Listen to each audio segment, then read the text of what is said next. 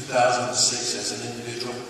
I'm on the Citizen Advisory Commission that works on the Fountain Creek. I know there's been a call for a big dam on the fountain, like the Chatfield Dam, which I know a lot about being on the Parks Board. To start with, here's the problem with a big type dam. One, you're going to build it on marine shale. Marine shale has selenium in it. If you put water over the shale, it leaches out the selenium. That's one of the pollutants we're trying to get rid of. Another point, if you build a big dam, you have to move the interstate. You have to move the railroad. You have to move utility corridors. You have to buy land for people that do not want to give up that land. We're talking maybe $2 billion. I was told we could get the money out of El Paso County. El Paso County is just as broke as we are. That will not work. I have a proposal, hopefully it will be in the paper in a few days, on a compromise. I work for solutions, not just talk. One of these compromises, if you remember, before we built Pueblo Dam, there was a flood control dam upstream of the current dam. This was a flow-through structure. The water was never stopped and held in back. It never interfered with junior water rights, which is part of the problem with building a dam on the Fountain Creek. Whose water rights are we taking? Another reason a big dam won't work, there's not enough water going down there to fill it. Trinidad Lake State Park was built without buying proper water rights. As a result, Trinidad Dam has never been filled. You have to have the water rights. If you look at the fountain in a non-flood stage, there's not enough water to build any kind of a big reservoir. I've been working on the issue since 2006. I have a compromise plan that hopefully is in the paper soon. Read it and see what you think. As an example of compromise, in 2009 as a state representative, I worked with Republican state representative Marcia Luper, Gary Barber, who was from El Paso Water, Senator Tapia, and we put together the Fountain Creek Watershed District, the very district where you now serve on the advisory panel. We were able to get it done with a unanimous vote in the legislature with Democrats and Republicans, with El Paso and Pueblo all coming together. I've got a history of compromise and working in a collaborative fashion and working on important water issues to Pueblo, and I'm going to continue to do that in the next 4 years as county commissioner. I'll answer this question first. Do you think the county needs a county manager? Why or why not? Well, I believe we used to have a county manager. Whether he was worthless or good is up to the people that fired him. We no longer have a county manager. And what would exactly be the duties of a county manager? Tell the county commissioner what to do, or do the business of the county commissioner? I think it's all based upon how his job description is stated. Don't know what it would be, having not been a county commissioner. Most of the counties in Colorado, a vast majority, I guess over 90%, have a county manager.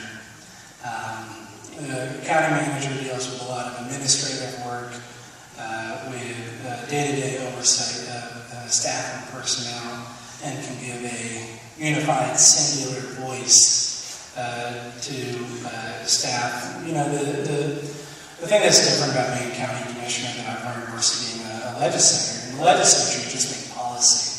You do that as a county commissioner. But in addition to that, there's a lot of day-to-day personnel issues. And a lot of personnel go from county commissioner to county commissioner trying to get the answer they want. It's the system that's in place. It's not the most efficient use of government. We have to find savings, I think, in order to create a county manager, but someone who can be the day-to-day boss of the employees of the county would certainly streamline and make the county government more efficient. Going to be told by which county commissioner how he's supposed to manage. If you say earlier, all three of you are Democrats, and yet you can't agree on a lot of things, how is the county manager going to know how to manage? How I envision it is the county manager gets direction from two of the three, and then they give a unified direction to staff or employees instead of staff and employees going around until they get 2 or 3 of us to agree with their position. I just think it'd be a far more efficient way of governing. Any other ways that you can consolidate city and county services to reduce costs to the taxpayers? Oh, I think there's a long list of ways that we can consolidate services. It seems inefficient that we have 2 fleet departments, 2 public works departments, that we have duplication of IT. So many of these services can be better done in a more efficient manner if we consolidate some of these services. Certainly this takes a collaborative and cooperative approach. It takes sitting down with city councilors and figuring out what we can agree on. And also on a number of the programs outside of the structure of government that both governments support, whether it's the Riverwalk or the health department or the zoo. There's a long list of things where both governments provide financial support and backing. It might make sense for us to streamline it and have one government provide services for some of these functions and the other government provide for others. That answer. It's sort of an odd deal that you have elected officials running their departments and yet the county commissioners control the budgets. And it seems like it's always a point of contention at budget time. Do you have any suggestions on how to improve that budget process? Well, I think part of what you're addressing is the fact that Sheriff Taylor, District Attorney, have been given their budgets by the county commissioners. Within their own budgets, they want to hire and fire and do what they want to do. The county commissioners feel that the sheriff and the DA can't do that. They want to control what goes on within the budget that has already been passed for the sheriff and for the district attorney. I don't see why, once the county commissioners have okayed the budget for these departments and others within county government, why they should interfere as long as they do not go over their budgets.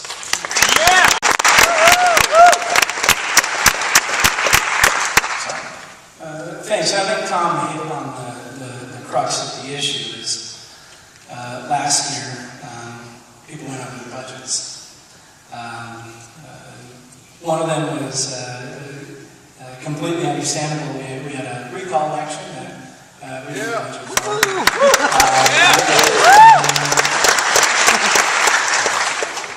We decided that we need to put a mechanism in place to ensure that people didn't go over their budgets. The fact of the matter is we simply can't stop paying people's salaries in departments in December if their boss, who's an elected official, overspent their budget. What we did this year was we asked all county government departments, including elected officials, to find salary savings when there's turnover, see if we can find attrition, and also if we can keep some of the positions open for a longer period of time to find savings. We actually budgeted, and it was in all of the elected officials' budgets, $2.7 million in savings in salary savings, and that's actually just a small fraction of the turnover that we see per year. And it's actually worked pretty successfully. Halfway through the year, we've seen over $1 million in salary savings. But we're continuing to try to keep a tight ship. We've asked all departments, including electeds and non-elected departments, to present a budget that's 5% smaller next year. We've gone after growing our economy. The success we've seen with Southwest Chief or with the construction on I-25, with jobs that are going to be created and the additional wealth brought into Pueblo will help grow our coffers. So we're working on this issue every single day, and I do absolutely respect the concerns of the elected officials, but the bottom line is we're the ones who have to balance the budget. Departments do not go over their budget, and they spend their money wisely. These are men, if they're picked and elected as responsible persons, it's their budget. Why interfere with it? Yeah. It would ultimately be up to county voters, but what would be your position on extending a half-cent sales tax that the city charges to the county to be used for economic development? You know, I haven't thought of that before. I certainly support the half-cent sales tax. I think we need economic development of all forms and methods, but we also have to look at the model. We have to see if what we're doing works. As far as economic development, I think we have to help grow our entrepreneurs. We have to do more than trying to simply bait companies to move here. We have to support our small businesses. I'm proud of what we've done in economic development department to work on economic gardening and GIS to help provide the same services to small businesses that a lot of large Fortune 500 companies have. We have to work on marketing and branding our community. I'm proud that I helped recruit an international travel show to film an episode here in Pueblo. You know, if we can do all these things by expanding the half-cent sales tax county-wide, then I think it's a good thing, but I'm not prepared on 2 minutes of thinking about it, whether or not it's the right thing right now. What I set up for was to get new business to come to town. There's been discussion that it should be used to help those businesses that are already here. I think we should leave it as it is. What we need to do to get more businesses here and help those businesses here is figure out a way to lower a lot of the regulations that the small businesses have to be faced with. Yeah. We need to lower the small business that live in our community. Nobody benefits. We need to help the small business guy by lowering taxes, lowering regulations. I plan on being elected to county commission and going to different departments like the builder's trade, the electrician's trade. What are the regulations that make it hard for you to do business? As a dentist, a simple example, I get concentrated mouthwash sent to my office. I have to pay a hazardous waste or a hazardous material fee because it's mouthwash and it's alcohol. That's a ridiculous regulation that I have to do. And I'm sure all the small businesses in the community are faced with the same thing. We need fewer regulations, lower taxes, more businesses will come here, more businesses will pay more taxes. We make more tax money in the community by helping the small business, not by saying, I just can't wait to tax you. Other than the marijuana tax that we passed, we haven't been proposing any new taxes for our community. That's all right. The problem with our energy costs in this community.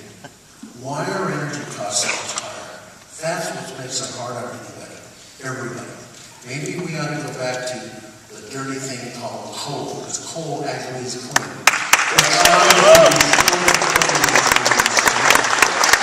it's a profitable thing, it's a good thing for us. We had to convert Excel, Black Hills built theirs based on natural gas. Those are the reasons our costs are so high. We had a recent meeting in our community.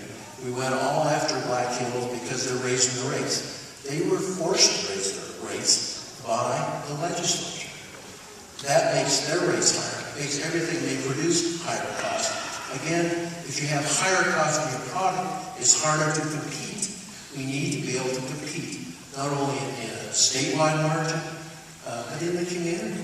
We need lower costs of energy, lower costs of taxes, lower costs of regulations. This is the back and forth portion of the meeting.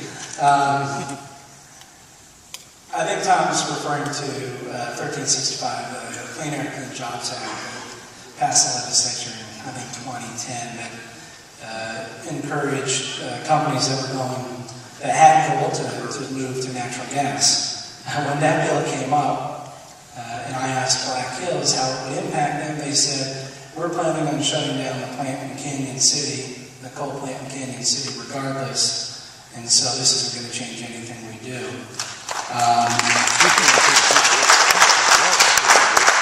That's the biggest problem that we faced in energy rate hikes was when Xcel Energy quit providing energy from Comanche to Black Hills, and Black Hills went on a spending spree building a whole bunch of power plants. Unfortunately, there is a really bad statute that allows companies to get 110% back of their cost of building a new plant. Why is that bad? Because if you can build a plant for $50 million, you're guaranteed just $5 million profit on your customers on top of the $50 million. But if you can spend a lot more and build it for $100 million, then you're guaranteed $10 million in raw profit that you can pass along. There are a lot of statutes that need fixing to protect consumers and energy prices. Thanking the Chieftain and Action 22, of course, the beautiful Memorial Hall. In my year and a half as County Commissioner, we have made economic growth, job creation, protecting small businesses, and creating good paying jobs are top priorities. If you're like me, sometimes you're sick of politicians who spout off rhetoric and make up their own facts, so I brought some numbers to share with you, and the numbers speak for themselves. 900, the number of new full-time jobs tracked or facilitated by our County Economic Development Department and Enterprise Zones in 2013. 11.3 and 7.9. 11.3 was the unemployment rate in Pueblo County. When I started my job, 7.9 is the current unemployment rate. 150 million transportation funds for I-25 and US 50 in Pueblo County and the city of Pueblo and Pueblo West and Pueblo County. 1 million, the amount that we spent to reduce accidents and fatalities through construction of the new Pueblo West roundabout. 50 million, the amount Pueblo County is spending on repaving and reconstructing roads in Pueblo West as part of the SDS mitigation funds. 500 is the number of new construction jobs created as part of our work on I-25 and I-15. 13,000, the number of current rail passengers, mostly seniors and tourists. We're working to save through efforts to maintain the Southwest Chief route through southeastern Colorado. 16,000 is the projected number of new passengers who drive the Southwest Chief when we bring a stop in Pueblo. 1, the new PP Utilities scale solar project in the community will be the number one largest of its kind east of the Rockies.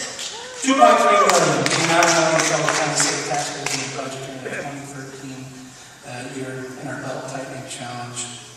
And 3, my most important number, my 3 kids, Wyatt, Carla, and Alana, the 3 people who motivate me every day to leave a community behind better than the one we inherited. For the future of Pueblo, I ask for your vote for County Commissioner. I'm humbled to be here, and I thank you very much for allowing me to speak to you in the audience and those in the TV audience. I grew up in this community, have served it my whole life. Our community is going the wrong way. Let me give you some examples. The judicial building. We were told it was going to cost $55 million. The cost is somewhere now north of $110 million. Number 2, we have increase in utility costs. Number 3, we do have failing infrastructures, roads, bridges, let alone our schools. We have lack of funding for the agencies that provide safety for our homes and the people, such as the fire department and police departments are under budget. My experience served the community, our state, and our county will allow me to bring balance, and common sense, and a fresh perspective to Pueblo. As a dentist, I've always asked my patients, what is your issue and how can I help you so we can make it better? I promise to listen to you, the citizens of Pueblo. Let's return pride to Pride City. And speaking of jobs that Sal's talking about bringing here, I have a list of over 50 businesses that have failed recently in Pueblo, Colorado. I'm talking about small businesses. That's what I'm working for. That's what I'm here to help. Thank you.